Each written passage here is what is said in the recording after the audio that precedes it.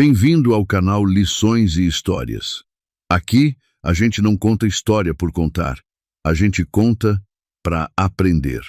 Hoje, vamos até Richmond, Virgínia, nos Estados Unidos, cidade de mansões antigas e segredos que demoram décadas para vir à tona. Vamos acompanhar Damon Kelly, 24 anos, entregador de pizza que durante 3 anos recebeu $2 de gorjeta do homem mais rico da rua. Todo mundo na pizzaria achava que sabia a explicação. Damon também achava. Nenhum deles estava perto da verdade. O que estava por trás daqueles $2 vai mudar a forma como vocês enxergam cada pessoa que cruza o caminho de vocês. Essa aqui é daquelas histórias que você não esquece. Fiquem, mas antes, dê uma passadinha no botão de inscrição se ainda não fez isso. E escreve aqui embaixo de qual cidade você nos acompanha hoje. A gente lê tudo. Então vamos lá. Damon Kelly tinha 24 anos e vivia num domingo de março como vivia qualquer outro dia da semana. Sem bolo, sem festa e sem nenhuma das coisas que a maioria das pessoas associa a datas especiais. Tinha um turno à noite, como sempre, e foi trabalhar. Não é que a vida de Damon fosse triste, era só comprimida. Pequena não por falta de vontade, mas por falta de espaço.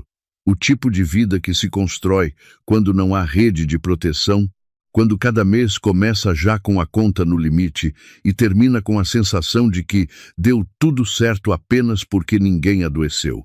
Ele trabalhava na Lombardi's Pizzeria. Havia 5 anos.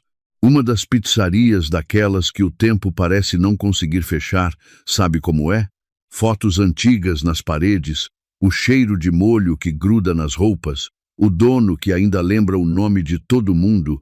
Tony Lombardi abriu o lugar em 1974. E hoje, quem tocava era a filha dele, Maria, uma mulher de 50 anos com a paciência de uma santa e a firmeza de um juiz. Foi Maria quem deu emprego a Damon quando ele tinha 19 anos, magro, sem experiência e com uma raiva solta no peito que ele nem sabia explicar de onde vinha. Ela contratou mesmo assim. Damon nunca esqueceu isso.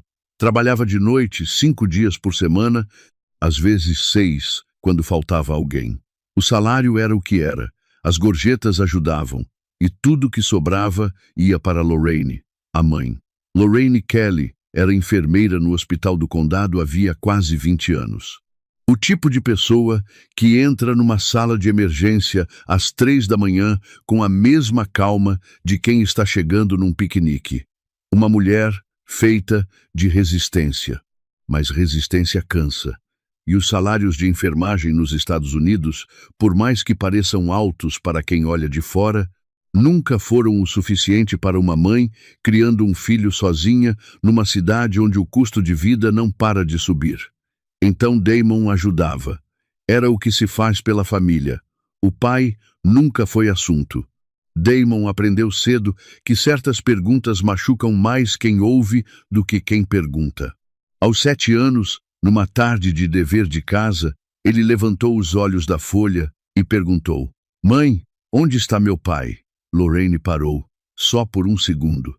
Mas ele viu. Depois ela sorriu daquele jeito que não chega nos olhos e disse que o pai tinha precisado ir embora antes mesmo de ele nascer, que era só os dois, que estava tudo bem. Damon nunca mais perguntou, não porque deixou de querer saber, mas porque aprendeu a ler o custo daquela pergunta no rosto da mãe. Então carregou o vazio, com cuidado como se carrega coisa frágil. Por anos, aquele espaço em branco, onde deveria estar a metade da sua história, ficou ali, quieto, mas presente, aparecendo nos piores momentos. No dia da formatura do ensino médio, quando varreu a arquibancada com os olhos e contou quantos pais estavam lá, nas conversas onde alguém perguntava: "E seu pai? O que ele faz?" Com a leveza de quem não imagina que a pergunta pode ser uma faca. Era isso que estava por baixo da raiva que Maria tinha visto no menino de 19 anos. Não era revolta, era um buraco. E buracos sem explicação viram raiva porque é mais fácil estar com raiva do que estar com saudade de alguém que você nem chegou a conhecer. A primeira entrega para a mansão Ashford aconteceu numa quinta-feira de novembro. Damon tinha 21 anos. Estava no terceiro ano na Lombardies e já conhecia cada atalho, cada lombada, cada cachorro que latia sem parar no caminho de determinadas casas. Conhecia os clientes generosos e os que abriam a porta com cara de quem estava fazendo um favor ao universo. Tinha um hábito que os colegas achavam estranho. Sempre que um animal aparecia no caminho das entregas, ele parava. Um gato sentado na calçada, um cachorro preso na chuva, um pombo com a asa torta numa esquina. Não era planejado, era automático, como respirar. Ele parava, olhava, verificava se o bicho estava bem e só depois continuava. Nunca comentou isso com ninguém. Não parecia coisa de se comentar. A rua Wexler ficava a 15 minutos do centro, num trecho onde as casas cresciam conforme o carro avançava. Primeiro chalés, depois coloniais. Depois algo que já não era mais casa no sentido comum da palavra, era declaração de patrimônio com varanda.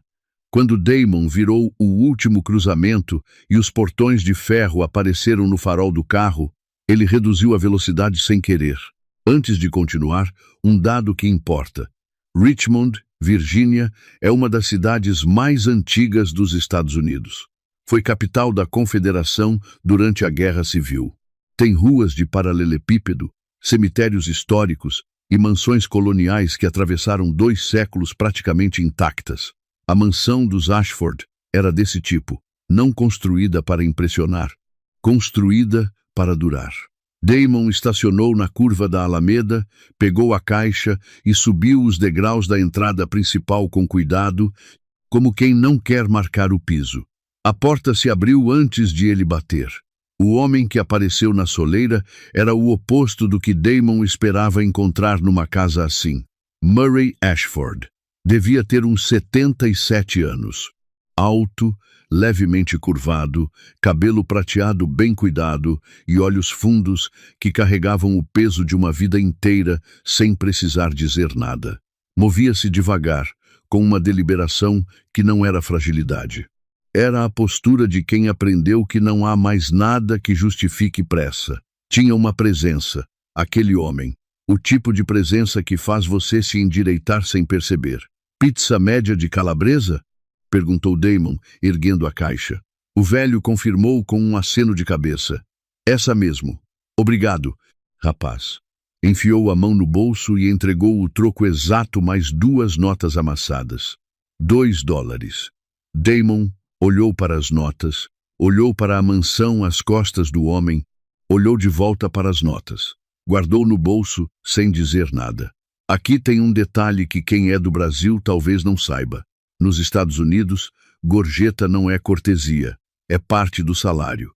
Garçons, entregadores, motoristas, atendentes de salão de beleza, todos dependem da gorjeta para fechar o mês, porque o salário base é calculado justamente considerando que a gorjeta vai existir.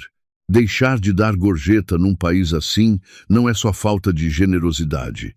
É deixar alguém sem o salário que o sistema prometeu que viria. $2. Numa entrega de 15 minutos numa casa desse tamanho, era uma declaração. Não uma declaração hostil. Só confusa. Frio lá fora essa noite, disse Murray, olhando para além de Damon em direção à rua escura. Você está agasalhado?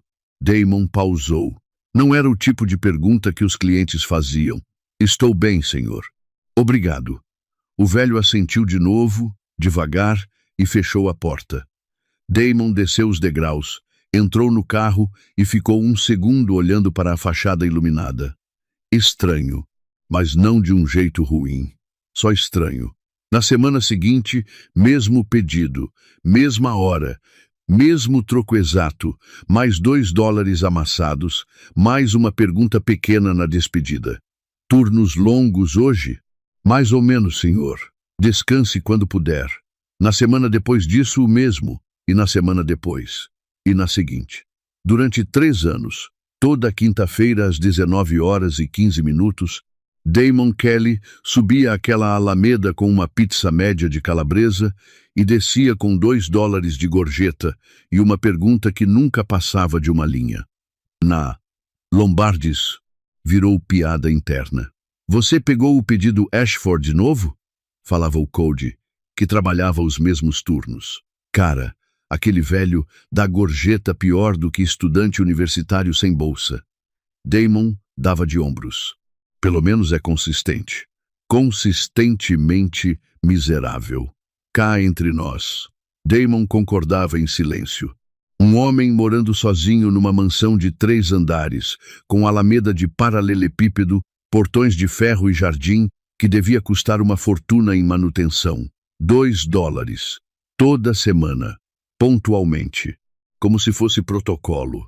Sabe o que é engraçado nisso tudo? Em 3 anos, nem neve parou aquele pedido. Damon chegou a entregar numa quinta-feira de fevereiro com -5 graus lá fora, vento cortando a cara, e Murray abriu a porta de casaco grosso, recebeu a pizza, enfiou a mão no bolso com a naturalidade de quem faz isso no automático e entregou $2 com a mesma expressão de sempre. Exatos, amassados, como se o frio não mudasse nada, porque para Murray Ashford, naquele ritual, nada podia mudar nada. Uma vez, num dia de chuva pesada, Damon chegou encharcado porque o guarda-chuva tinha ficado dentro do carro e ele não quis atrasar a entrega. Murray abriu a porta, olhou para o estado do entregador de cima a baixo e ficou parado por um segundo mais longo que o habitual. Damon esperava que o velho dissesse alguma coisa. Um comentário sobre a chuva, talvez uns $5 extras por compaixão. Murray foi até o bolso. Tirou o troco. $2. Cuide-se, rapaz. Fechou a porta. Damon voltou para o carro rindo sozinho, molhado da cabeça aos pés. Aquele homem era uma obra da natureza. Mas tinha algo. Damon não conseguia nomear, mas tinha. Toda vez que Murray perguntava como ele estava, havia um peso por trás das palavras que não combinava com a pergunta em si. Como quando alguém faz uma pergunta simples, mas os olhos estão fazendo outra. Murray Ashford olhava para Damon com uma atenção que parecia querer mais do que estava pedindo, como quem está com sede, mas só aceita um copo de água porque é tudo que tem coragem de pedir. Damon atribuiu ao isolamento. Um homem velho e sozinho numa casa grande, sem família aparente, com uma rotina tão rígida que dava para acertar o relógio pelo pedido de pizza. Claro que esperava pela chegada de alguém, qualquer alguém. Não era sobre ele, disse para si mesmo. Era sobre a solidão do velho. Ele estava muito mais certo e muito mais errado do que imaginava. Murray Ashford morreu numa terça-feira de manhã. Damon não soube de imediato. Não havia motivo para saber. Ele era o entregador de pizza. Quando o pedido de quinta-feira simplesmente não veio, ele não ligou para o fato. Alguns clientes viajavam, outros esqueciam, outros mudavam de gosto. A ligação chegou 2 dias depois. Damon estava no sofá, no único dia de folga da semana, a televisão ligada mais por hábito do que por interesse, quando um número desconhecido piscou na tela. Quase deixou cair para o correio de voz. Senhor Kelly, meu nome é Vincent Cray. Sou o advogado responsável pelo espólio de Murray Ashford. Damon sentou. O senhor Ashford faleceu há 4 dias. Morreu dormindo, sem sofrimento. Uma pausa. Estou ligando porque o senhor Ashford deixou instruções específicas a seu respeito. Precisaria que o senhor viesse ao meu escritório o quanto antes. Ele deixou algo para você. Damon ficou olhando para a parede por um momento depois de desligar. Murray Ashford tinha morrido. O velho que dava $2 toda quinta-feira. O homem que perguntava se estava frio lá fora. Morreu e tinha deixado algo para o entregador de pizza. Isso aqui é aula. Nos Estados Unidos, quando uma pessoa morre, o processo de transferir bens e executar o testamento se chama probate. É um processo formal, supervisionado por um tribunal, que pode durar meses ou anos, dependendo da complexidade do patrimônio. O advogado do espólio, chamado State Attorney, é quem conduz tudo. Traduzindo para a nossa realidade, seria mais ou menos o que chamamos de inventário no Brasil, só que com menos cartório e mais papel assinado por juiz. A diferença é importante.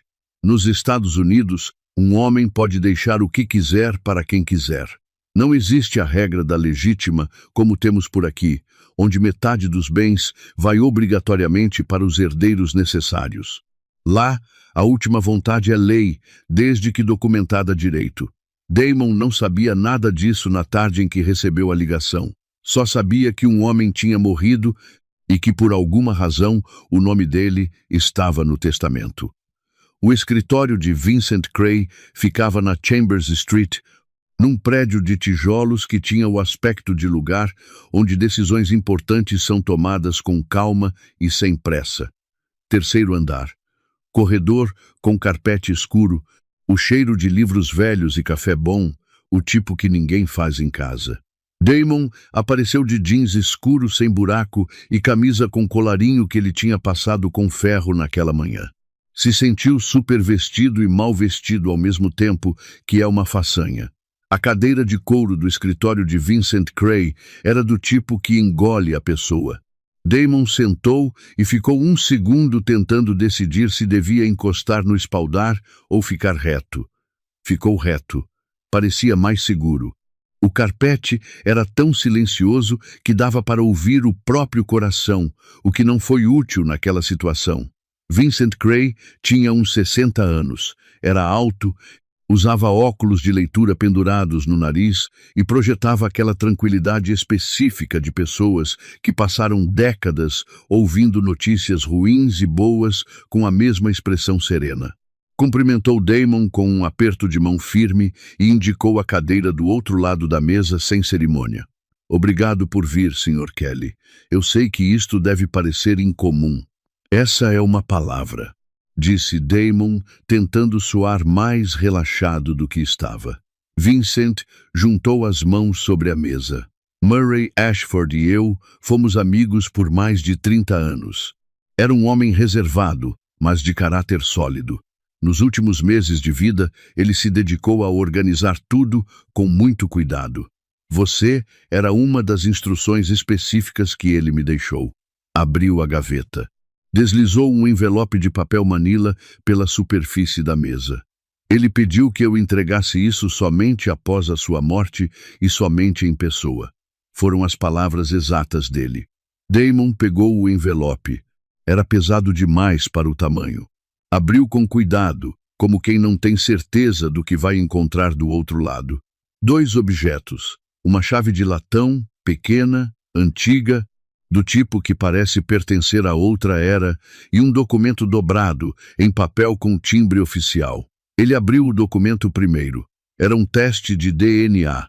O nome dele estava impresso de um lado, Damon Kelly. Do outro lado, um nome que ele nunca tinha visto na vida, Warren Ashford. E no final do documento, em negrito, uma palavra única, correspondência. Damon leu a palavra uma vez. Depois mais uma.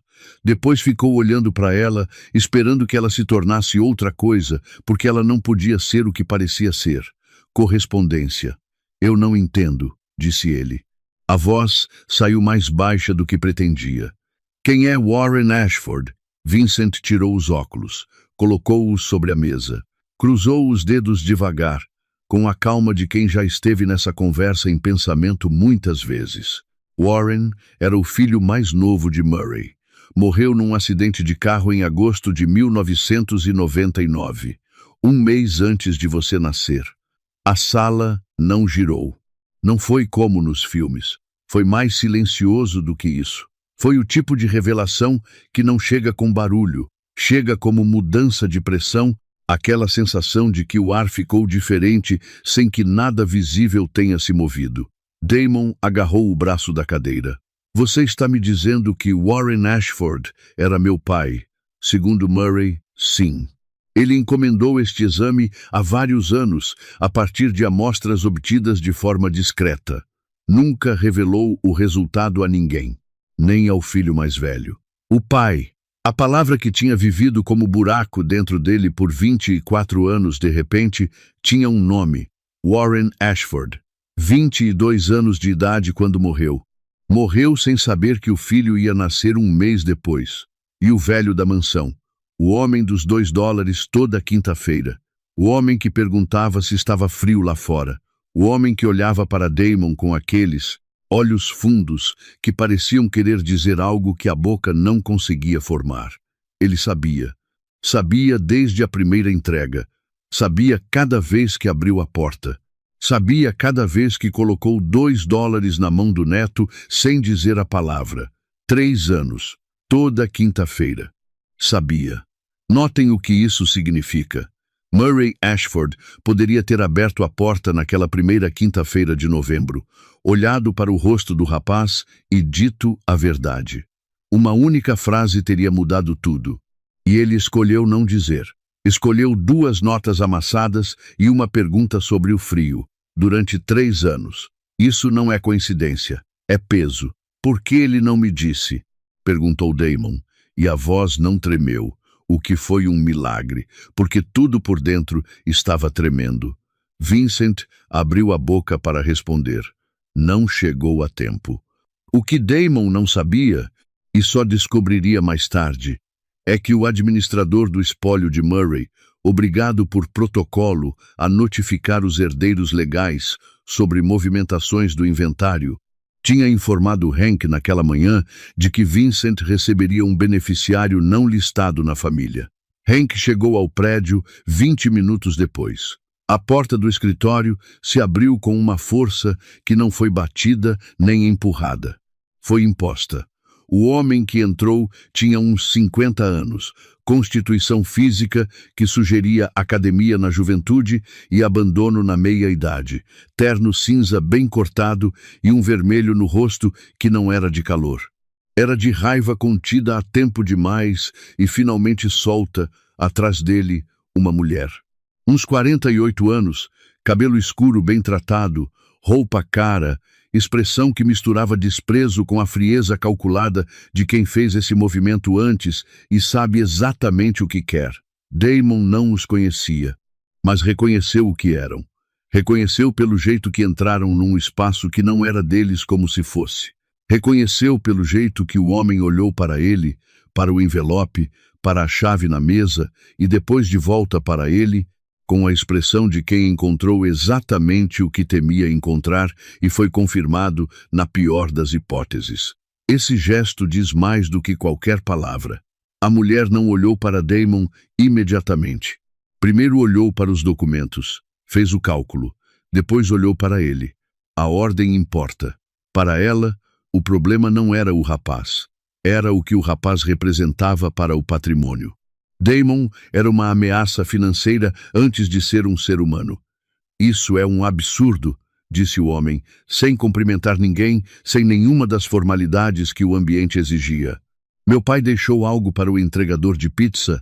Isso é fraude, isso é golpe, e eu não vou aceitar. Vincent se levantou com a calma de quem já esperava exatamente essa entrada.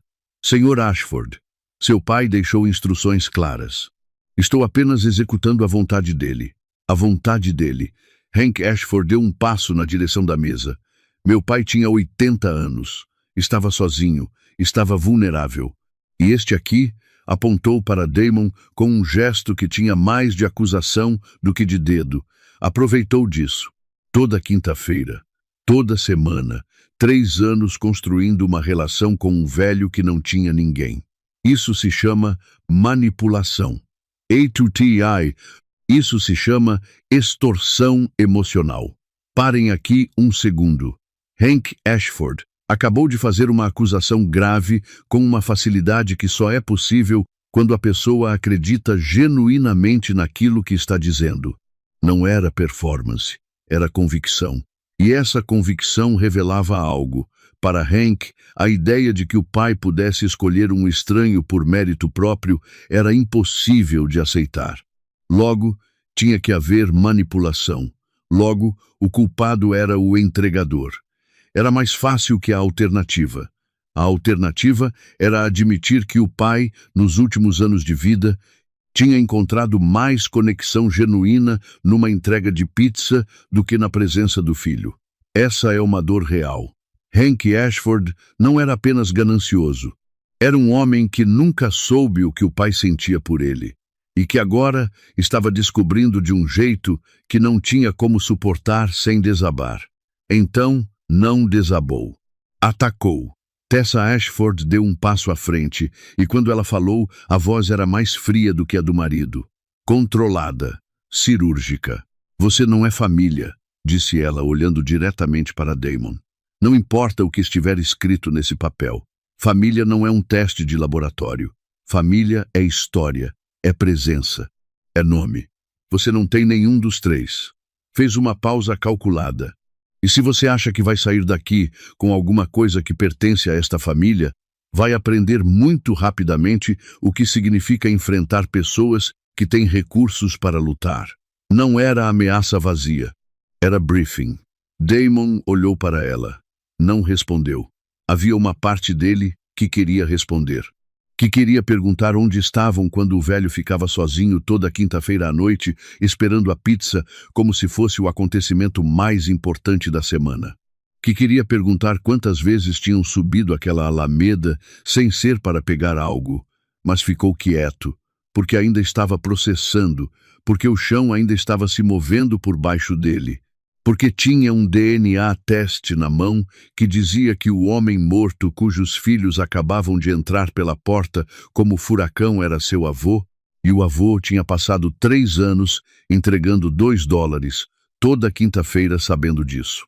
Vincent se interpôs entre Hank e a mesa com uma autoridade tranquila.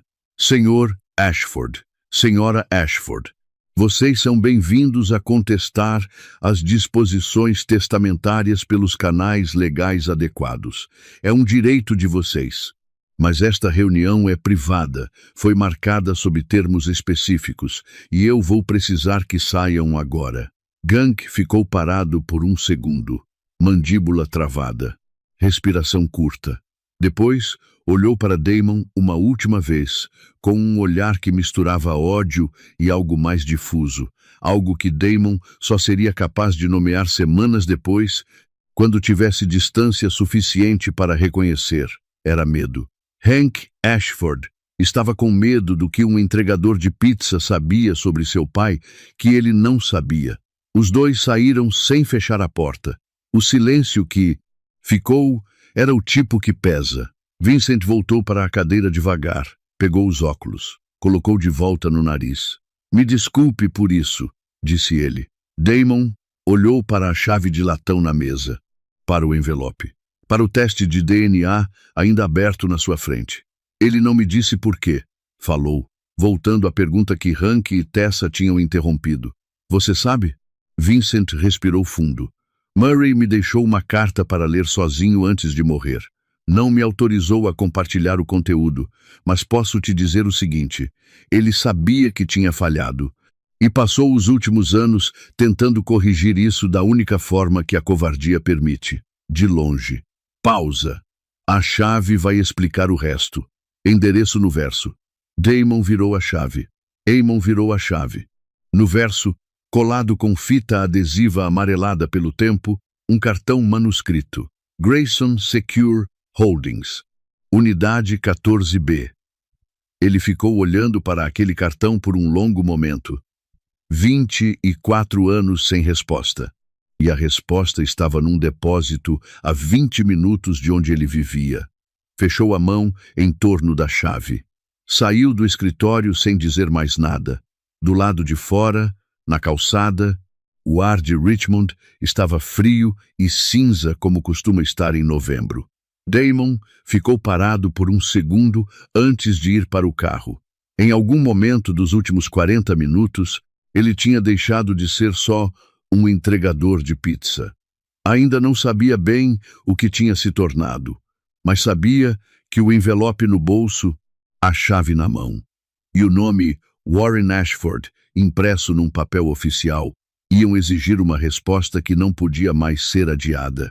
Tinha uma parada a fazer antes do depósito. Precisava falar com a mãe. Damon não foi direto para casa. Ficou no carro estacionado na Chambers Street por uns 10 minutos, com o motor desligado e a chave de latão na palma da mão direita, sentindo o peso dela como se fosse maior do que era. Uma chave de latão não pesa nada. Essa parecia pesar 24 anos. Ligou o carro. O caminho para a casa da mãe durou 12 minutos. Ele conhecia cada sinal, cada lombada, cada ponto onde a rua estreitava.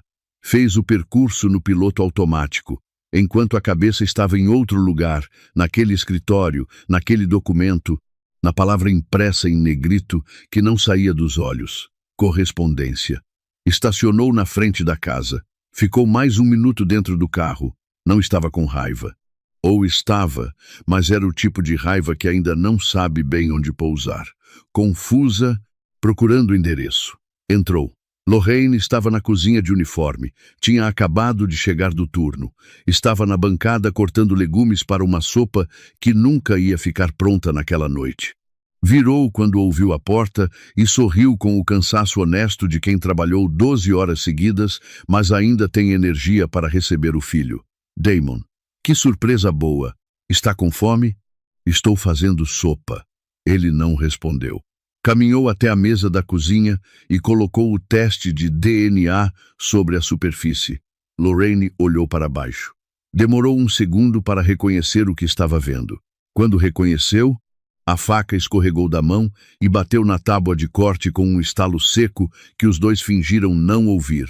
O silêncio que se instalou era do tipo que não precisa de palavras para comunicar que algo grande acabou de mudar de lugar. Onde você conseguiu isso? Disse ela. Não foi pergunta. Foi tempo comprado. O advogado de Murray Ashford me chamou no escritório hoje. Murray morreu na semana passada. Damon pôs a chave ao lado do documento. Ele me deixou isso e mais essa chave. Ele sabia, mãe. Sabia quem eu era cada vez que abriu aquela porta. 3 anos. E você também sabia.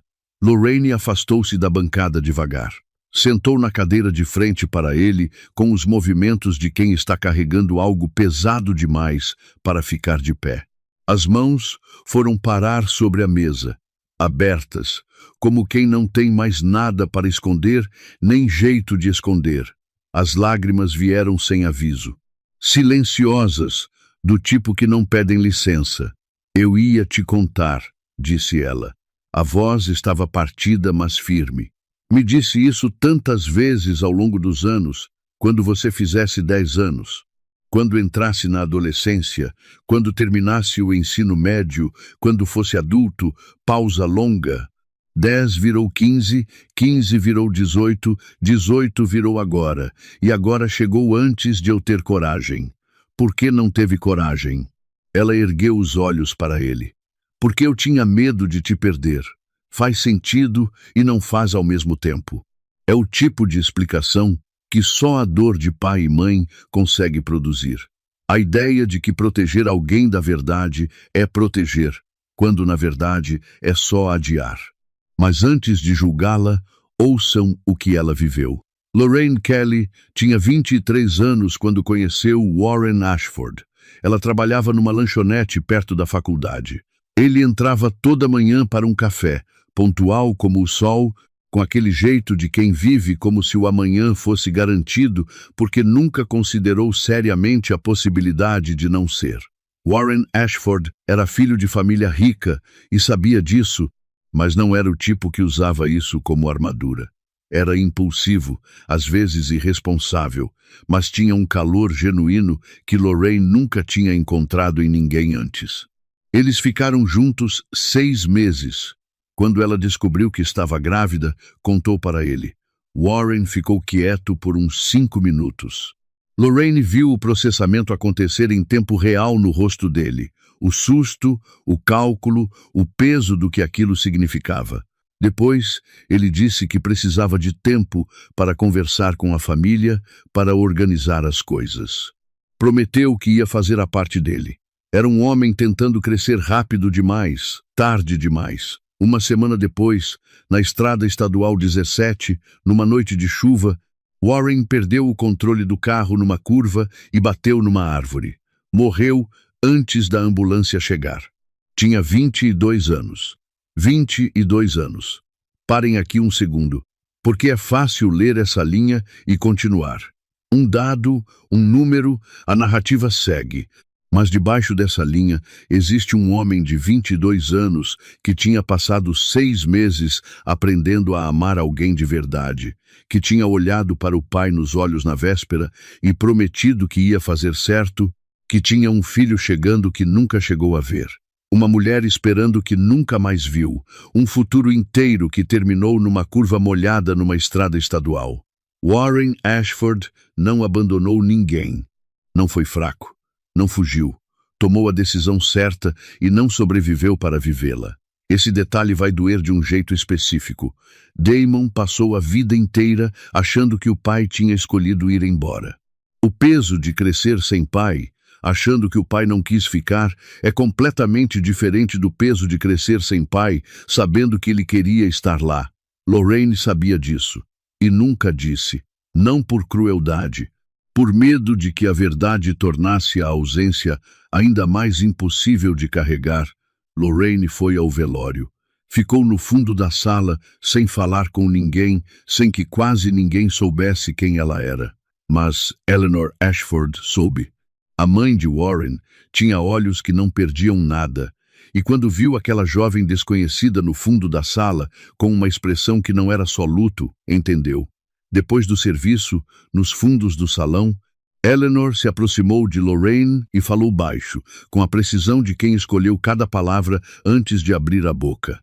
Disse que se Lorraine chegasse perto de qualquer membro da família Ashford novamente, ela ia se certificar de que a vida da moça se tornasse impossível. Que tinha advogados, tinha influência, tinha os meios de garantir que aquela história não saísse do lugar onde estava. E que a criança, se existisse, não tinha direito a nada que pertencesse à família.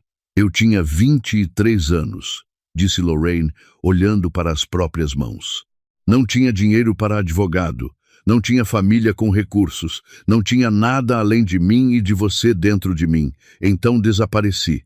Mudei de nome de volta para o meu de solteira, me mudei para cá e nunca mais olhei para trás. Damon ficou quieto. A raiva que tinha entrado pela porta com ele estava se transformando em outra coisa. Não em perdão, ainda era cedo demais para isso, mas em compreensão. O tipo difícil de compreensão que não absolve, mas explica. Murray sabia, disse ele. Ele descobriu. Ela assentiu. Alguns anos atrás, recebi uma carta sem remetente. Dizia, eu sei do menino. Me perdoe por tudo. Vou fazer o que é certo. Não respondi. Não sabia o que responder. Não sabia se era armadilha, se era manipulação, se Eleanor estava por trás disso tentando me enganar de algum jeito. Pausou. Então, ignorei. E tentei esquecer. Mas Murray não esqueceu. Murray Ashford passou anos montando um arquivo. Contratou um investigador particular para mandar atualizações anuais. Recebeu fotografias de Damon em cada fase da vida, cada transição, cada conquista pequena que Lorraine nem sabia que estava sendo registrada de longe, aqui entre a gente. O investigador particular que Murray contratou merecia um prêmio de paciência. 20 anos fotografando um menino crescer à distância. Primeiro dia de escola, feira de ciências, basquete na quadra, formatura. Décadas de estacionamento do outro lado da rua, com uma câmera no colo, esperando que o alvo saísse pela porta. Não é o caso mais emocionante da carreira, mas é certamente o mais consistente. E quando Damon começou a entregar pizza na Wexler Road, Murray entendeu que o destino tinha feito o trabalho que ele não tinha tido coragem de fazer. Aquele velho ficou 3 anos recebendo pizza do próprio neto, $2. Toda quinta-feira. Sabendo, Damon olhou para a mãe por um longo momento. Ela estava exausta de um jeito diferente do cansaço do plantão. Era o esgotamento de quem carregou uma mala pesada por muito tempo e finalmente a abriu. Eu preciso ir ao depósito, disse ele. A chave abre alguma coisa que ele deixou para mim lá. Lorraine assentiu sem hesitar. Eu sei. Vai. Uma pausa. Só me promete uma coisa. O quê? Que vai ter cuidado com aquela família.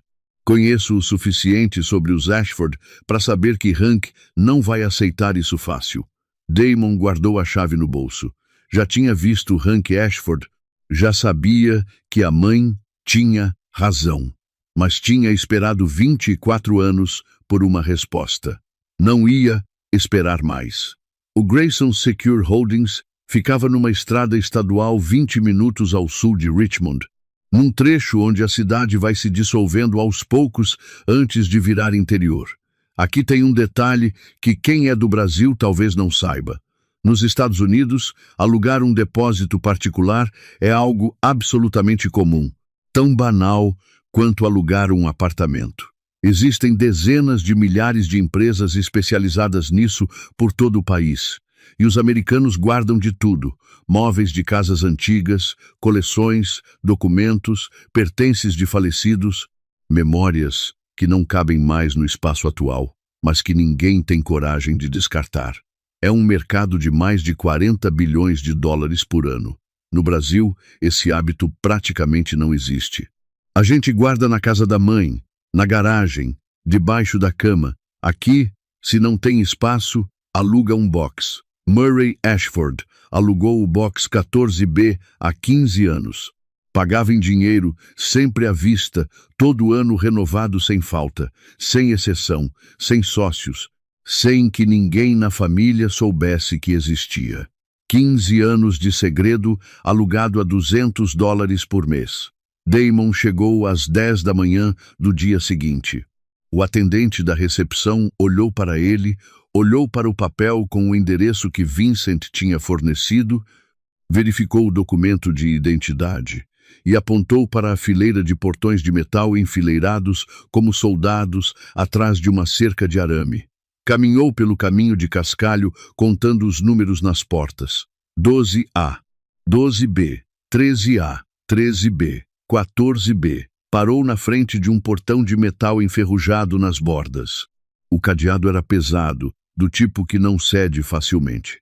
Tirou a chave do bolso. As mãos estavam quietas. Estranhamente quietas para o que estava prestes a acontecer. Encaixou a chave. Girou. O mecanismo clicou com a satisfação precisa de algo que foi construído para durar. O cadeado caiu. Damon ergueu o portão devagar. A luz da manhã entrou no espaço pequeno como se estivesse sendo convidada a entrar depois de anos esperando do lado de fora. A sala tinha uns 4 metros por 3. As paredes eram de concreto. O chão, frio, mas o que estava dentro não tinha nada de frio. Caixas de papelão empilhadas com cuidado, numeradas à mão. Uma mesa de madeira encostada na parede do fundo. Simples, do tipo que se encontra em sótão de família. E em cima da mesa, posicionado de frente para a entrada como se estivesse esperando, um único envelope selado, com o nome Damon, escrito no verso em letra de mão trêmula. Ele caminhou até a mesa, pegou o envelope, sentiu o peso. Várias páginas. Abriu devagar, com muito mais cuidado do que tinha aberto o anterior no escritório de Vincent. Porque desta vez sabia que ia encontrar algo que não tinha nome ainda. Eram 6 páginas de papel bom, escrito à mão, com a tinta azul firme de quem sabe que está escrevendo algo que vai durar mais do que ele. Damon encostou na mesa e começou a ler. Querido Damon, se você está lendo isso, eu já fui. E eu peço perdão. Peço perdão por não ter tido coragem, enquanto ainda estava aqui para pedi-lo de frente, olhando nos seus olhos. Peço perdão pela covardia. Peço perdão pelos 3 anos de $2, quando o que eu queria dar era o meu nome. Seu pai era meu filho, Warren. Era do tipo que não media consequências, que vivia como se o mundo tivesse sido construído especificamente para ele, que entrava num lugar e mudava a temperatura da sala sem perceber. Mas tinha algo que não se compra e não se aprende. Tinha o coração no lugar certo. E eu sei disso porque na noite, antes de morrer, ele veio até o meu escritório. Sentou na cadeira que ficava do lado da lareira, a mesma que a família usa há gerações, e me disse que tinha colocado uma mulher grávida no mundo. Disse o nome dela, Disse que ia se casar. Disse que estava pronto para ser pai e que ia fazer certo. Eu olhei para o meu filho naquela noite e disse que estava orgulhoso dele. Foram as últimas palavras que troquei com Warren.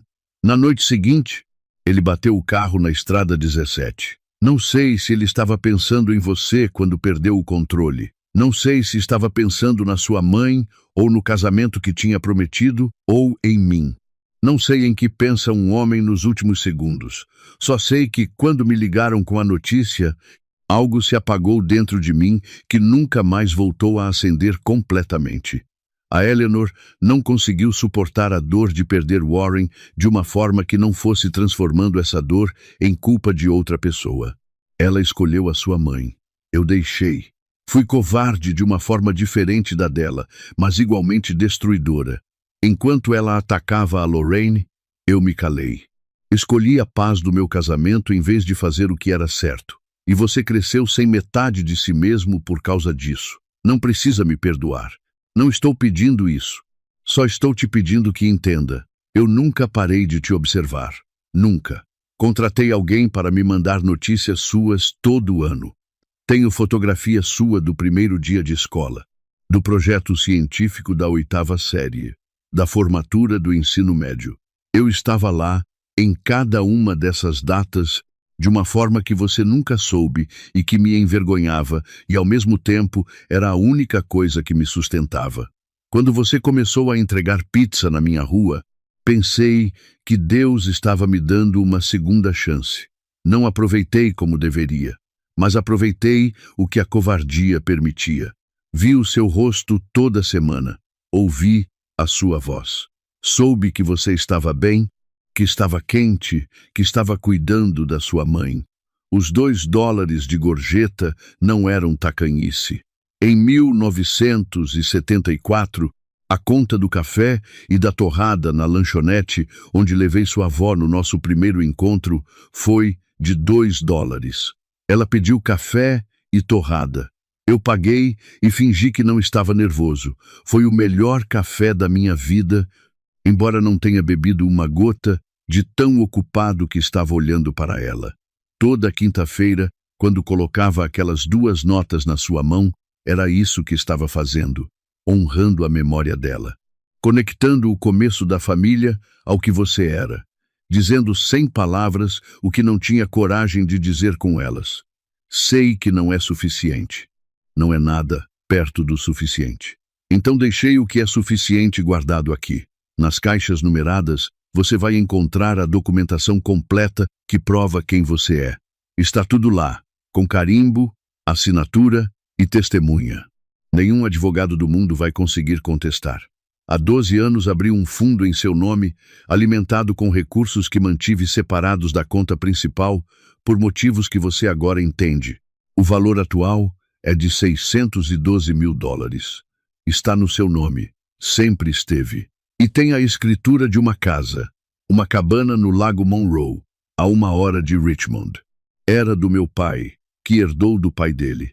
É a propriedade mais antiga que a família tem. Simples, pequena, nada a ver com a mansão, mas é real de um jeito que a mansão nunca foi para mim. É onde a família foi família de verdade, antes das pretensões, antes do dinheiro virar mais importante que as pessoas. Pertence a você. Sempre deveria ter pertencido. Você é um Ashford Damon. Tem o sangue, tem o direito, e pelo que pude ver nas últimas quinta-feiras, tem o caráter que essa família devia ter tido muito mais. Com todo o amor que devia ter mostrado antes. Murray. O narrador precisa parar aqui um segundo, porque essa carta foi escrita por um homem de 80 anos sozinho num escritório que cheirava a madeira velha e ao perfume de uma mulher que tinha morrido anos antes.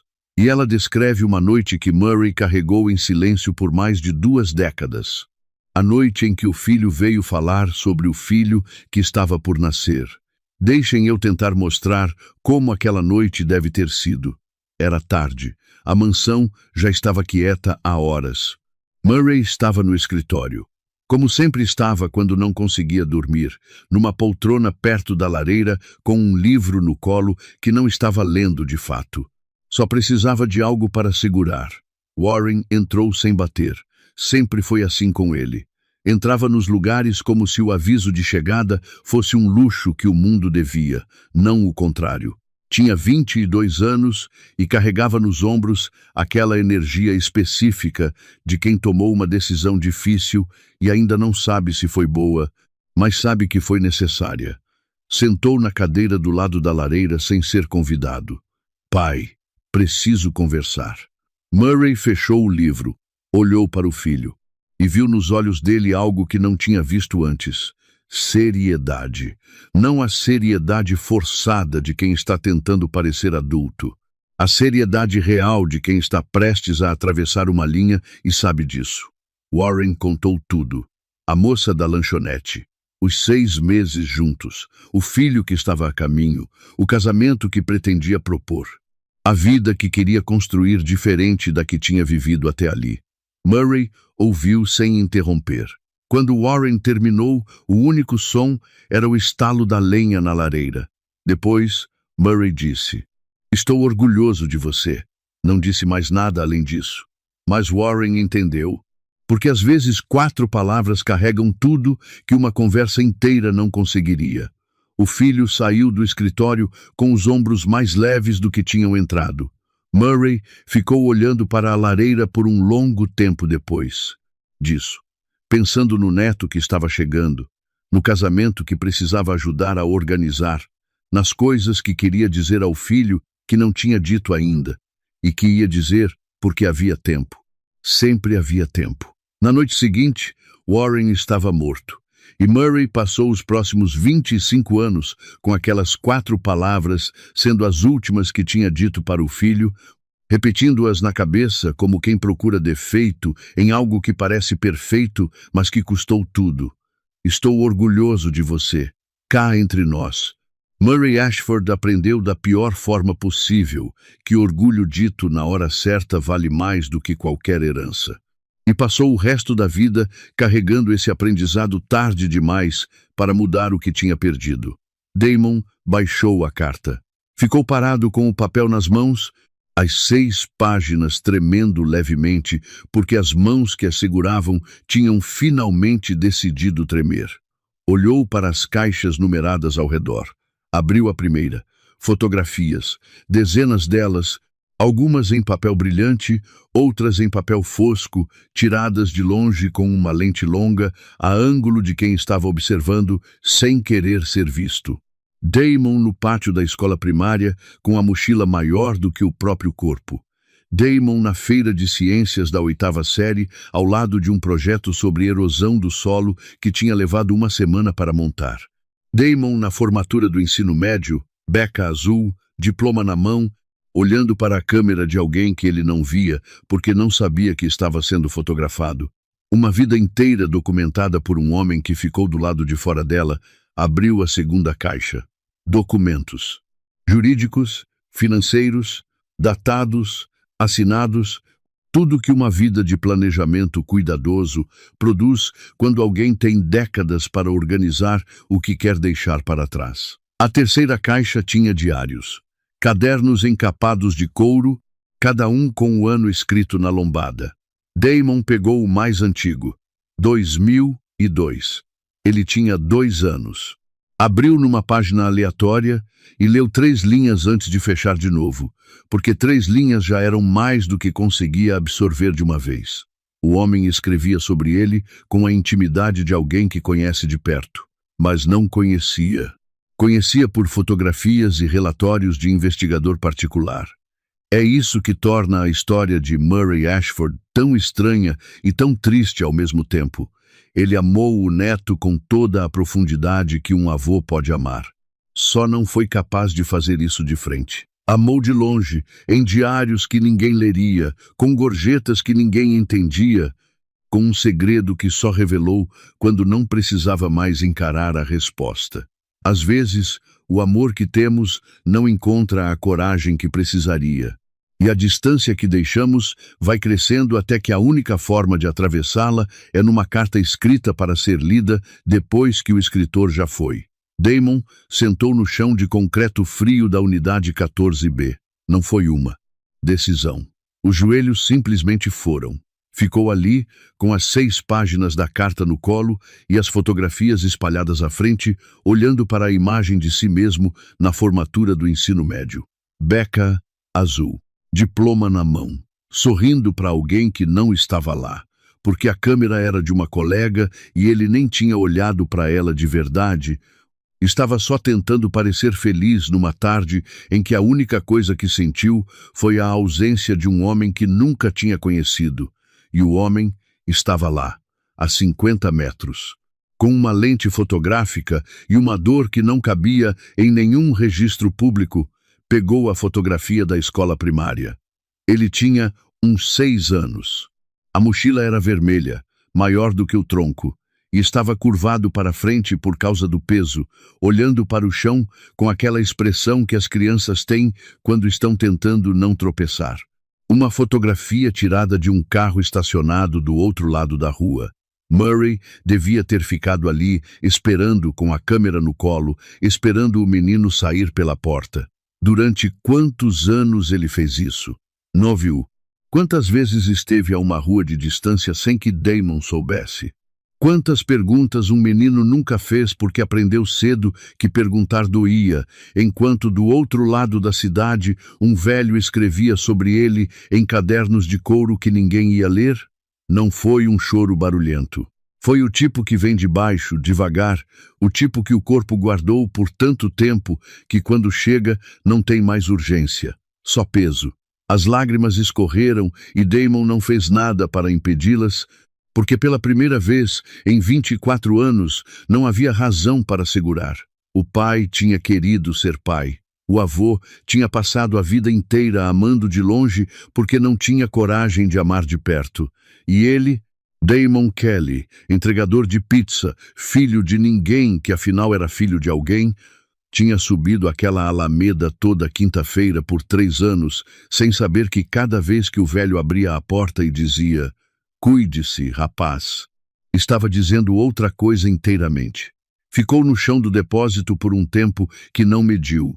Quando se levantou, recolheu as fotografias com cuidado, como se fossem frágeis, e colocou de volta na caixa uma por uma. Não eram fotografias. Eram os anos que alguém teve que viver sem ele para poder deixá-las para trás. E seu pai tinha querido ser pai. Isso importava mais do que ele esperava que importasse. Naquela mesma tarde, Damon foi até a casa da mãe com uma das caixas do depósito no banco traseiro do carro. Não ligou antes. Só foi. Lorraine abriu a porta ainda de uniforme. Acabava de chegar de mais um turno, e quando viu a caixa de papelão nos braços do filho, entendeu, sem precisar de explicação, que o depósito tinha sido aberto. Recuou um passo para deixá-lo entrar. Colocaram a caixa sobre a mesa da cozinha. Damon abriu devagar. Lorraine ficou parada do outro lado da mesa com as mãos juntas na frente do corpo, como quem está se preparando para algo que não sabe exatamente o que é. Damon tirou a primeira fotografia e colocou sobre a mesa virada para ela. Era a da escola primária. O menino de 6 anos, com a mochila vermelha maior do que o tronco, olhando para o chão com concentração. Lorraine olhou para a fotografia. Depois olhou para o filho. Depois voltou para a fotografia. "Eu me lembro desse dia", disse ela com uma voz que saiu menor do que pretendia. "Você tinha insistido para carregar a mochila sozinho. Disse que não precisava de ajuda. Quase caiu 3 vezes no caminho."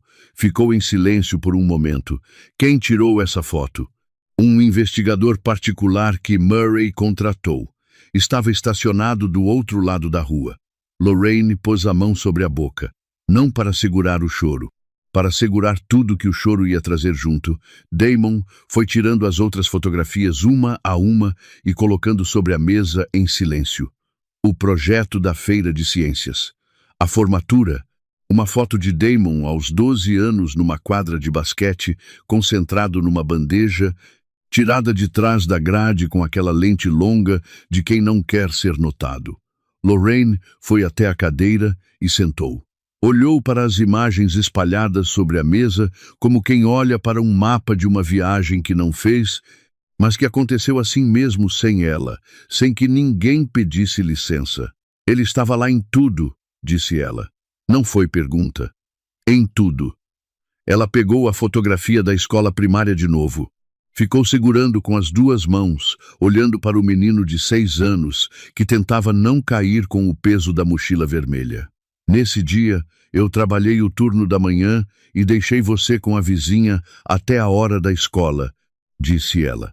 Fui direto do hospital para te buscar na saída. Estava exausta. Nem prestei atenção no carro estacionado do outro lado da rua. Pausa longa. Nunca prestei atenção. Damon ficou quieto. Não havia nada a dizer que não diminuísse o peso daquele momento.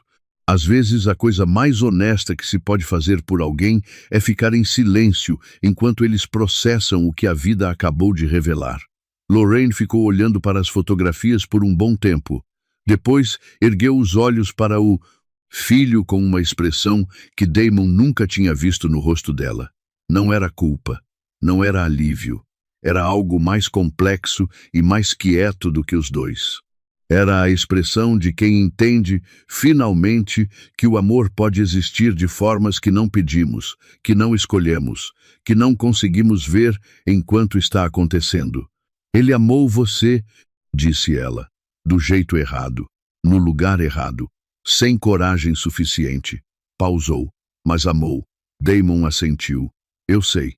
Ficaram assim por um tempo, os dois, na cozinha, com as fotografias espalhadas sobre a mesa, o silêncio daquele lugar, que tinha sido só deles por 24 anos agora, dividido com os fantasmas de gente que nunca entrou pela porta, mas que de alguma forma sempre esteve do lado de fora. As semanas que se seguiram foram estranhas de um jeito específico. Damon continuou trabalhando os turnos, continuou entregando pizza, continuou ajudando a mãe com as contas. Por fora, nada tinha mudado. Por dentro, tudo era diferente. Ele sabia quem era agora. Tinha um nome para a metade vazia. E à noite, quando o apartamento ficava quieto, abria um dos diários de Murray e lia devagar. Uma entrada por vez. Aprendia o avô pelas palavras que o avô nunca disse em voz alta. Só no início de dezembro é que Vincent Cray ligou com a proposta de Hank. Começou numa manhã de dezembro, quando Vincent Cray ligou para Damon com um tom que não era o tom de sempre. Hank Ashford me enviou uma proposta, disse Vincent. Ele quer resolver isso fora do tribunal. Damon ficou quieto. Quanto? $80.000. Transferência imediata. Acordo de confidencialidade assinado. Você não reivindica o sobrenome, não toca na cabana, não toca no fundo. Recebe o dinheiro e encerra o assunto. $80.000 era mais do que Damon tinha ganhado nos 5 anos de Lombardi somados. Era quitar a dívida da mãe com sobra. Era 2 anos de faculdade sem se preocupar com nada. Era a saída mais fácil que alguém tinha oferecido a ele em toda a vida. E olha que eu tento ser neutro. $80.000. Para um homem que ajuda a pagar as contas da mãe todo mês e dorme num apartamento onde o aquecedor faz barulho. Não é uma oferta. É uma isca muito bem calculada. Hank conhecia o tamanho do bolso de Damon e jogou exatamente nesse tamanho. E se eu recusar, ele entra na justiça. Vai ser longo, vai ser público, vai envolver a sua mãe. Os advogados dele vão querer depoimento dela, vão revirar a história toda, vão tentar construir a narrativa de que ela planejou isso desde o início. Uma pausa. Não é ameaça da minha parte, Damon. É o que acontece nesse tipo de processo. Você precisa saber no que está entrando. Damon desligou e ficou olhando para a janela do apartamento. 80 mil. Sem batalha. Sem expor a mãe. Sem meses de tribunal arrastado. Sem o risco de lutar por tudo e terminar sem nada. Naquela noite, foi até a casa de Lorraine. Contou tudo. Ela ouviu em silêncio. Quando ele terminou, ficou um longo momento olhando para as próprias mãos na mesa da cozinha, as mesmas mãos que tinham soltado a faca quando viu o DNA teste pela primeira vez. Pega o dinheiro, disse ela. A voz estava firme, mas Damon conhecia a mãe bem o suficiente para ouvir o que estava por baixo da firmeza. Era medo. O mesmo medo velho de sempre, com endereço e sobrenome. 80 mil dólares é real. O resto é promessa de um homem morto. A cabana é real. O fundo é real. A documentação que Murray deixou é real. A família Ashford também é real. E eu já sei o que eles fazem com o que ameaça eles. Damon levantou da cadeira, caminhou até a janela. Ficou de costas para ela por um momento. Pensou em Murray Ashford, escolhendo a paz do casamento em vez de fazer o que era certo. Pensou em Lorraine, escolhendo o silêncio em vez de contar a verdade. Escolhas feitas por medo, com boa intenção, que custaram 24 anos de buraco dentro de alguém. Virou-se para a mãe. Murray passou 15 anos montando esse arquivo para que ninguém pudesse apagar quem eu sou.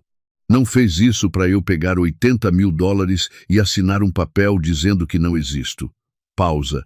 Eu vou lutar, mas preciso que você esteja do meu lado, mesmo que fique difícil. Esse é o momento-chave. Não o tribunal, não o juiz, não os advogados. É aqui, nessa cozinha, nessa escolha, que ninguém vai ver. Damon podia pegar o dinheiro e ninguém iria julgá-lo. Havia razões sérias para aceitar. A mãe estava pedindo. O risco era real. Mas pegar o dinheiro significava confirmar que existia um preço para apagar quem ele era. E ele tinha passado 24 anos descobrindo que não era o tipo de pessoa que aceitava isso. Lorraine ficou em silêncio por um tempo que pareceu mais longo do que foi.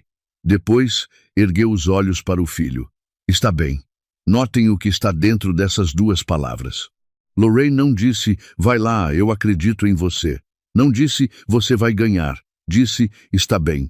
O apoio de quem está com medo, mas decide não deixar esse medo virar o medo do filho também. Quem já foi mãe sabe exatamente o tamanho do que cabe nessa frase quando é dita assim. Duas palavras. Mas eram as que importavam. Damon ligou para Vincent na manhã seguinte e recusou a proposta. Hank Ashford entrou na justiça em menos de 48 horas. A batalha jurídica durou 4 meses. 4 meses é pouco para dizer e muito para viver. Damon passou esses 4 meses fazendo duas coisas ao mesmo tempo. De dia, trabalhou, compareceu às audiências com Vincent, respondeu às perguntas dos advogados com a precisão de quem aprendeu cedo que palavras têm peso. De noite, leu os diários. Todos, do primeiro ao último. Marcava as páginas com pequenos pedaços de papel dobrado, sublinhava mentalmente as frases que precisavam de resposta. Aprendeu o avô de trás para frente, pelo que ele escreveu em vez do que ele disse. E quanto mais lia, mais entendia a diferença entre um homem que não amou e um homem que amou da forma mais torta que conseguiu. Hank Ashford entrou com tudo que tinha. Contratou 2 escritórios de advocacia especializados em direito sucessório. Protocolou contestação ao testamento dentro dos 30 dias legais estabelecidos pela lei da Virgínia e produziu uma lista de argumentos que iam do razoável ao desesperado. Murray estava em declínio cognitivo no momento da elaboração do testamento. Damon tinha estabelecido uma relação de dependência emocional com o idoso. O teste de DNA era inadmissível porque as amostras tinham sido coletadas sem supervisão de laboratório credenciado. Eu não devia rir, mas o argumento da dependência emocional para descrever uma entrega de pizza toda quinta-feira é de uma criatividade que merece reconhecimento. Hank gastou uma fortuna em advogados para argumentar que o entregador de pizza era manipulador. O entregador de pizza que chegava, entregava a caixa, recebia $2 e ia embora. Esse era o golpe. Essa era a conspiração. 15 minutos por semana e $2 de gorjeta. Quem é do Brasil vai reconhecer isso como uma contestação de inventário, aquela situação onde herdeiros que discordam das disposições do falecido tentam anular o testamento na justiça. Lá nos Estados Unidos, O processo corre no tribunal de probate e pode ser extraordinariamente longo e caro quando as partes têm recursos para sustentar a briga. Hank tinha recursos, mas Vincent Cray tinha Murray, e Murray tinha passado 15 anos se preparando para exatamente esse momento. Esse detalhe importa. Murray sabia que Hank ia contestar, conhecia o próprio filho, e se preparou durante uma década e meia, em silêncio, enquanto pagava $200 por mês num depósito que ninguém conhecia. Um homem que não teve coragem de dizer "você é meu neto", teve coragem de construir uma fortaleza jurídica à prova de advogado caro. A coragem aparece nas formas mais inesperadas. Às vezes, não aparece onde deveria e aparece onde a gente menos espera. Vincent apresentou ao tribunal um volume de documentação que levou 2 dias para ser catalogado. Extratos bancários mostrando os pagamentos ao investigador particular ao longo de mais de 2 décadas. As fotografias datadas, numeradas, arquivadas em ordem cronológica. Os diários, todos os cadernos de couro com o ano na lombada, cada um com entradas sobre Damon, escritas com uma regularidade que tornava impossível argumentar esquecimento ou delírio de velho. Laudos médicos de Murray dos últimos 5 anos, confirmando plena capacidade cognitiva até o final. E 2 depoimentos de testemunhas que Murray tinha, com a previsão metódica que o caracterizava, colhido em cartório 3 anos antes da morte. Um antigo sócio de negócios e um médico de família que o conhecia há 40 anos. O argumento do declínio cognitivo morreu no primeiro dia de audiência. O argumento sobre a coleta do DNA levou mais tempo, mas o laboratório que Murray tinha utilizado era credenciado pelo Estado. O protocolo tinha sido seguido à risca e os resultados tinham sido corroborados por um segundo exame que Vincent tinha encomendado assim que recebeu as instruções do cliente. A juíza que presidia o processo se chamava Margaret Okafor. Tinha uns 55 anos, cabelo grisalho cortado curto, óculos de leitura que nunca saíam durante a sessão e uma expressão permanente de quem já ouviu cada argumento possível e desenvolveu imunidade a todos eles. Quando os advogados de Hank apresentaram o argumento final de que Murray estava sendo manipulado emocionalmente por um jovem oportunista, a juíza ficou olhando para os papéis à sua frente por um momento que pareceu longo demais para ser só leitura. Depois tirou os óculos, colocou-os sobre a mesa e olhou para Hank Ashford com a expressão de alguém que tem algo a dizer que a função exige seja dito com cuidado, mas que a pessoa está sentindo vontade de dizer com muito menos. "Quero que o Sr. Ashford entenda o que está diante deste tribunal", disse ela. A voz era calma. A calmaria específica de quem tem autoridade suficiente para não precisar de volume. Seu pai manteve um fundo em nome deste jovem por 12 anos. Manteve um investigador particular por mais de 20. Preencheu diários com entradas regulares sobre o desenvolvimento de uma criança que nunca pôde chamar pelo nome. Colheu depoimentos em cartório 3 anos antes de morrer, antecipando exatamente essa contestação. Uma pausa calculada. Isso não é o perfil de um homem em declínio cognitivo. É o perfil de um homem que sabia exatamente o que estava fazendo e se preparou meticulosamente para que ninguém pudesse desfazê-lo depois que ele fosse embora. Damon estava sentado do lado de Vincent na mesa da defesa. Não olhou para Hank, ficou de frente para a juíza, mas viu, pela visão periférica, o que aconteceu com Hank quando aquelas palavras pousaram. A mandíbula que tinha ficado travada durante 4 meses de audiências estava diferente agora. Não era mais a firmeza de quem está pronto para lutar. Era a rigidez de quem está segurando algo que está prestes a desabar por dentro e que não pode deixar desabar aqui, não na frente de todo mundo, não assim. Esta corte reconhece Damon Kelly como herdeiro legítimo de Murray Ashford, nos termos exatos estabelecidos no testamento, disse a juíza Margaret Okafor. As disposições são válidas em todos os aspectos. A contestação é indeferida. Colocou os óculos de volta. Podem se retirar. O advogado de Hank se inclinou para o cliente e murmurou alguma coisa. Hank não ouviu. Estava olhando para Damon do outro lado da sala com uma expressão que Damon só conseguiria nomear. Depois, quando tivesse distância suficiente. Era uma expressão que misturava derrota com algo mais difícil de definir. A expressão de um homem que acabou de perder a briga que estava tendo e que nesse momento percebeu que havia outra briga, mais antiga, mais silenciosa, que ele nem sabia que estava perdendo há anos. A briga de ser o tipo de filho que o pai quisesse ligar só para ouvir a voz. Essa briga Hank não perdia hoje no tribunal. Tinha perdido muito antes, em cada ligação que só fazia quando precisava de algo. Tessa tocou o braço dele. Ele demorou 1 segundo a responder, como quem acorda de um lugar que não estava bem aqui. Depois se levantou e saiu sem olhar para mais ninguém. Do lado de fora do tribunal, no final de uma tarde fria de março, Damon ficou parado nos degraus de granito, respirando o ar como se fosse a primeira vez. Sentiu uma mão no ombro. Não era de ninguém que ele queria que fosse. Era Hank. Damon se virou.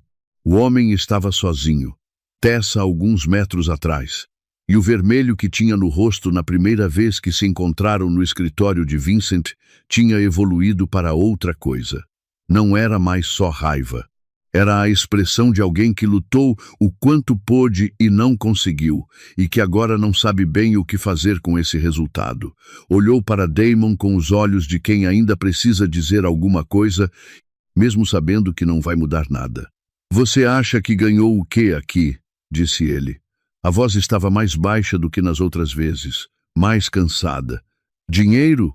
A cabana? Tudo bem, está escrito que é seu. Mas você não ganhou uma família, não ganhou um nome, que significa algo. Você vai continuar sendo o que sempre foi." Damon olhou para ele. Guardou o que pensou primeiro, guardou o que pensou em segundo. Deixou o silêncio ficar entre os dois por um momento. Depois falou. "Nos diários do seu pai tem uma entrada de 3 anos atrás, uma quinta-feira de outubro.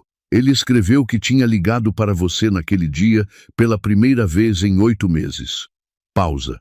Você tinha ligado para pedir dinheiro para um barco." Hank não disse nada.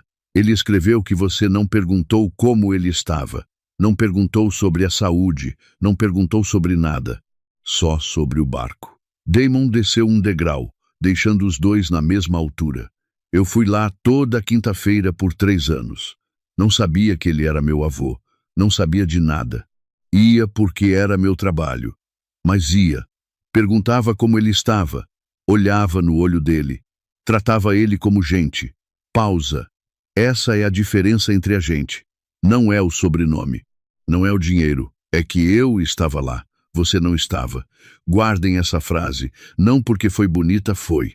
Mas porque é verdadeira de um jeito que alcança todo mundo que ouve, porque todo mundo já esteve num dos dois lados dela em algum momento da vida. Ou foi quem estava lá, ou foi quem não foi. E quem não foi sabe exatamente disso, mesmo que nunca tenha admitido em voz alta. Hank ficou parado com a boca levemente aberta, procurando palavras que não vieram. Tessa puxou o braço dele. Ele foi. Damon ficou olhando enquanto os dois desciam os degraus e sumiam na calçada. Não sentiu vitória.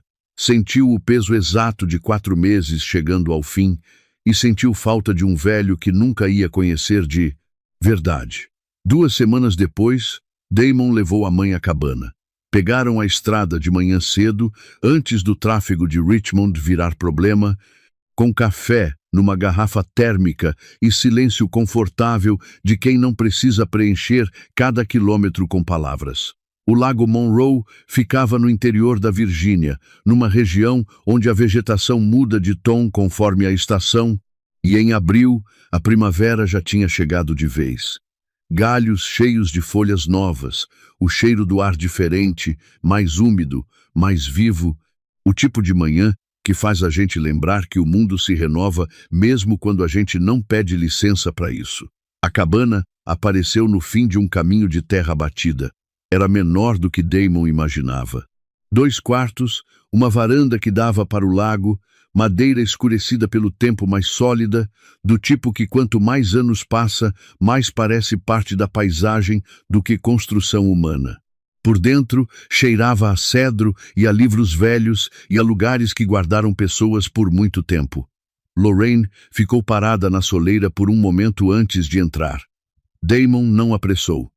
Ela entrou devagar, passou os dedos pela moldura da janela da sala, olhou para as fotografias nas paredes, gerações de gente que ela não conhecia, mas que de alguma forma faziam parte do que o filho era.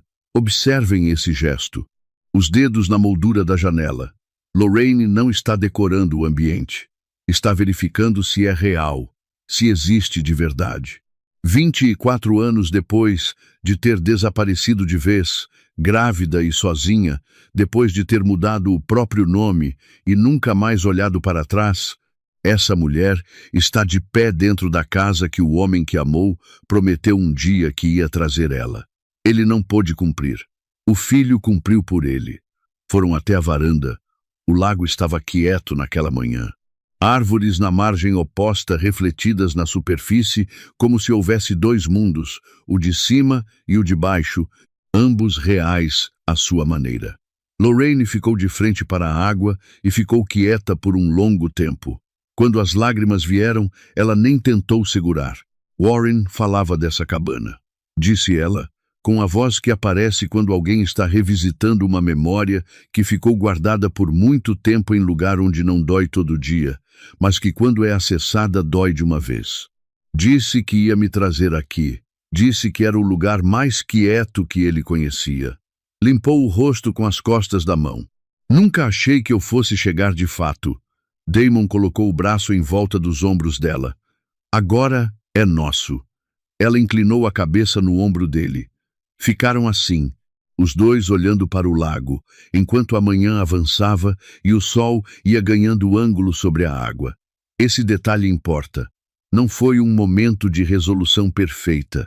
A vida não funciona assim. Lorraine ainda carregava 24 anos de escolhas que não podia desfazer. Damon ainda carregava a lacuna de um pai e de um avô que nunca pôde chamar por esses nomes em voz alta. A cabana não consertou nada disso, mas era um lugar para começar, e começar já é muito. Damon voltou a Lombardes uma última vez, não para pedir demissão com drama, para agradecer. Maria estava na cozinha quando ele chegou, como sempre estava, conferindo os pedidos da noite com aquela eficiência calma de quem faz a mesma coisa há tantos anos que o processo virou instinto. Quando viu Damon entrar de roupa civil no horário em que ele deveria estar de uniforme, entendeu antes mesmo de ele falar. "Vai embora", disse ela. Não foi pergunta. "Vou voltar a estudar", disse ele. Medicina veterinária. Maria Lombardi ficou em silêncio por um segundo. Depois deu um sorriso que chegou nos olhos, o tipo raro, medicina veterinária. Balançou a cabeça. "Sabia que você era de uma área diferente. Eu sei que não devia, mas Maria Lombardi contratou Damon quando ele tinha 19 anos, raiva no peito e nenhuma referência profissional. 5 anos depois, ele aparece para se despedir, para estudar medicina veterinária com dinheiro deixado por um avô que ele descobriu existir faz 3 meses. É o tipo de desdobramento que, se fosse roteiro de filme, o produtor mandaria reescrever por inverossímil. A vida real não tem esse filtro. E Maria, que viu tudo isso de perto sem saber de nada, simplesmente balançou a cabeça e disse que sabia. "Você me contratou quando não devia. Contratei porque devia." Ela estendeu a mão primeiro, depois mudou de ideia e abraçou. Não resisto a esse comentário. Tem pessoas que não precisam entender a história toda para saber que ela importa. Maria Lombardi nunca soube de Murray, nunca soube de Warren, nunca soube do testamento, do depósito, da chave de latão. Só soube que aquele menino de 19 anos, com raiva no peito e mochila vazia, merecia uma chance. E teve razão durante 5 anos seguidos. toda noite, toda entrega. Às vezes, as pessoas certas aparecem sem saber que são as certas. Vai lá, e aparece para visitar quando puder. Ele prometeu, e era verdade. Pelas semanas seguintes, Damon usou os recursos que Murray tinha deixado de um jeito que o velho teria aprovado. Quitou as dívidas da mãe, os empréstimos que ela nunca falava, mas que estavam sempre lá pesando, comprou um carro para ela, um que não precisava de oração toda vez que pegava uma subida. Matriculou-se na Universidade Estadual no semestre seguinte, medicina veterinária, o campo que Murray tinha dedicado à vida profissional, e achou estranho e certo ao mesmo tempo carregar isso adiante. Para situar quem nunca esteve por lá, um fundo fiduciário nos Estados Unidos, o que chamam de Trust Fund, é uma estrutura legal onde uma pessoa deposita recursos em nome de outra, administrados por um terceiro, com regras de acesso definidas pelo criador. Não é só coisa de família ultra rica, como o cinema brasileiro faz parecer. É um instrumento de planejamento patrimonial muito comum, usado por pessoas de classe média também, exatamente para proteger recursos de disputas judiciais e garantir que cheguem a quem deveriam chegar. O que Murray fez foi montar esse fundo há 12 anos, alimentá-lo, em silêncio e blindá-lo, de forma que Hank nunca encontraria, mesmo que procurasse. Prova de que o velho planejava isso há muito mais tempo do que qualquer um suspeitava. Damon colocou um quadro na parede da cabana. Uma fotografia de Murray tirada décadas atrás, em pé na própria varanda, olhando para a câmera com o rosto relaxado de quem não precisa provar nada para ninguém naquele momento. Sorrindo de um jeito que Damon nunca tinha visto no homem da porta da mansão. Porque o Murray da porta da mansão estava sempre carregando algo que esse homem da fotografia ainda não tinha. Abaixo do quadro, numa plaquinha de madeira simples que Damon fez ele mesmo, a chave de latão montada sobre feltro escuro, a chave que abriu o depósito, que abriu as caixas, que abriu a carta, que abriu tudo que tinha estado fechado por tempo demais. Às vezes passa na varanda e olha para ela. Pensa no velho que ficava à porta toda quinta-feira com $2 amassados e uma pergunta pequena. Pensa no quanto aquele homem queria dizer e no quanto não conseguia. Pensa que amor sem coragem ainda é amor. Só que chega tarde e chega de forma que machuca, mesmo quando não quer magoar. E pensa que a próxima vez que tiver algo importante para dizer para alguém, vai dizer. Porque o preço do silêncio é alto demais. E a conta chega, de um jeito ou de outro, sempre chega. Há uma coisa que Murray Ashford ensinou a Damon sem nunca ter tido uma conversa de verdade com ele. Ensinou que família não é só quem está presente nas fotografias bonitas. É também quem fica do lado de fora, olhando de longe, amando em silêncio, enquanto não encontra coragem para mais. Família é história compartilhada, e história compartilhada inclui os erros, as omissões, os anos que não voltam.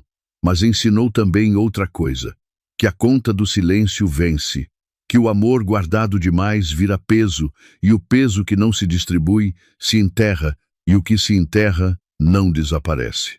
Fica lá, esperando pelo momento em que alguém com uma chave de latão vem abrir o que nunca deveria ter ficado fechado.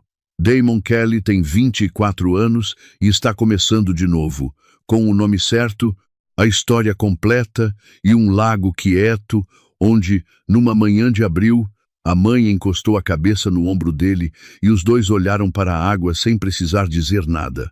Às vezes é assim que a família se conserta, não com discurso, com presença. Simples assim.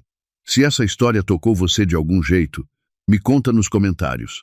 O que você teria feito se descobrisse um segredo assim sobre a sua família? Eu leio tudo e quero saber o que você pensa. Se você ainda não se inscreveu no canal, esse é o momento. Aqui, a gente não conta história por contar. Toda história tem o que guardar. E a próxima já está chegando. E como sempre, vai valer cada segundo. A gente se vê na próxima história.